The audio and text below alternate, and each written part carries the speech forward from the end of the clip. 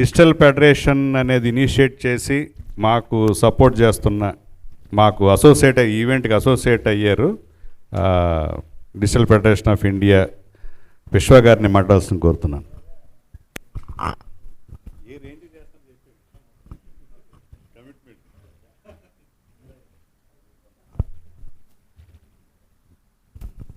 Thank you sir.